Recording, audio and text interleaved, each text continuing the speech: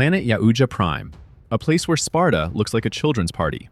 Our hero Dek is small, fragile, in short, the shame of his family. He climbs the mountains to his older brother Kaveh. Kaveh is a typical mama's boy, healthy, dressed in camouflage, and armed with a laser sword. They fight. Spoiler alert, Dek gets beaten badly. His older brother, like a true teacher, throws his younger brother into an abyss. "Learn to fly, rookie," he shouts. But Dek is stubborn and gets back up. Then their father appears. He is the local king and god, whose toxicity is off the charts. He looks at Dek as if he were a dirty stain on the carpet, and orders his older brother, "Kill your brother, he's useless anyway." But Kaveh suddenly changes his mind, cuts the ropes, and hides his younger brother in the hold. Their father is furious. He cuts off his son's arm, and then his head. Father of the year, damn it. The ship with Dek flies away on autopilot while the child watches his family being cut in half. Dek lands on the planet Jenna. The ship is wrecked, the windshield is cracked. He has to eject. As he flies, local birds try to peck at him. The landing was rough, but our hero is alive. He vows to avenge his brother and get the trophy. Quite ambitious for a man who was nearly killed by gravity. The forest here is simply magical. But as soon as Dek relaxes, vines, yes, ordinary plants, begin to attack him. They steal his weapon. Dek tries to resist, but there are more and more vines.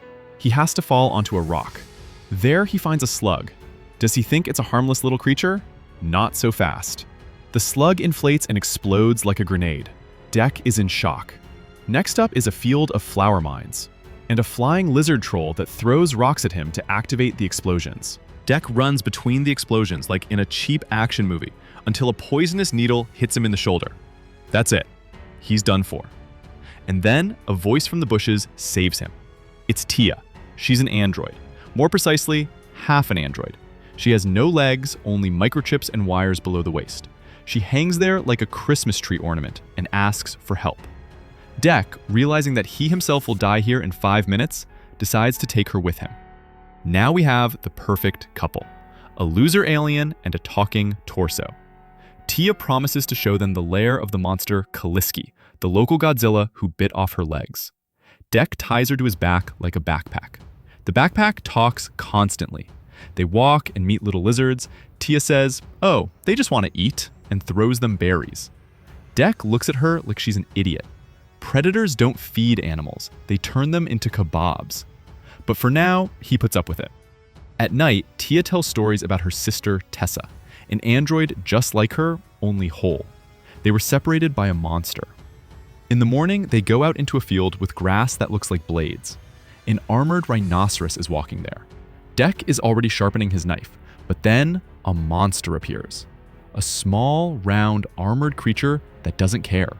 It rolls like a ball and scares the rhinos. Dek tries to knock the rhino down, jumps on it from a tree, and gets hit in the stomach with a horn. Another failure. But then the real boss appears, a 3-legged giant octopus. It grabs Dek with its tentacle and drags him into its toothy mouth. The end? No. Our Kolobok jumps into the creature's mouth and knocks out its teeth. The octopus spits out Dek in shock. The predator realizes that this is his chance to redeem himself. He cuts down a tree, jumps on the octopus, and chops it up. Meanwhile, the corporation's special forces led by Tessa appear. She is Tia's evil sister. They find a battlefield, see the octopus's corpse, and say, "Oh, the predator is somewhere nearby." Dek and Tia sit by the fire. Kolobok Berry joins them and spits on Dek, like, "Now you're in my gang, dude." Cute. But the happiness didn't last long. Dek finds Kaliska's lair and the battle begins. Dek even cuts off the monster's tail and head. But this creature regenerates faster than Wolverine on steroids. The head just grows back. The monster is about to bite Dek, but then a Sub-Zero grenade flies in. Everything freezes. Tessa appears. It turns out that Tia has betrayed everyone. The corporation needs the monster to stay alive. Dek is tied up, tortured, and they want to use him for experiments. Tia asks them to spare her friend, but Tessa is as cold as her ex's heart. Tia finally remembers that she has a conscience. She tricks the guard into pressing a button on Dek's toy. Boom! Dek is free. Now he's angry. He goes into the forest and starts making weapons out of various plants. He tames an acid lizard. He collects explosive shells. Rambo nervously smokes on the sidelines. The final battle at the base. The corporation's guards are the most useless people in the universe. Dek eliminates them with traps. Tia's legs. Guys, you have to see this. The android's severed legs run around and beat up the special forces. It's the best moment in the movie, I swear. Tessa comes out in a huge exoskeleton. "I'll destroy you," Dek laughs. His pet lizard spits acid into the robot's cannon. And then the monster, Callus, is freed. Callus jumps on Tessa, breaks her robot arms, and simply swallows her whole. Fatality. It seems like a happy ending. The monster looks at Dek like a brother, but suddenly, bam! The monster explodes from the inside. It was Tessa who detonated a cryogenic grenade in its stomach. The monster freezes. Tessa survives, but Dek pierces her with his spear. That's it. Now it's finally over.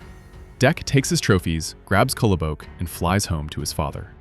On Yauj Prime, he throws the android's skull at his father's feet. His father laughs. "You brought me a toaster? Seriously?"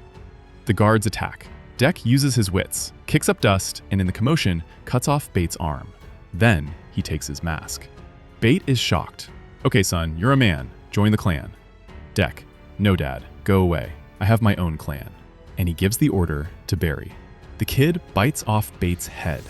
Family values in all their glory. At the end, another ship arrives. The mother comes out. That's where the movie ends.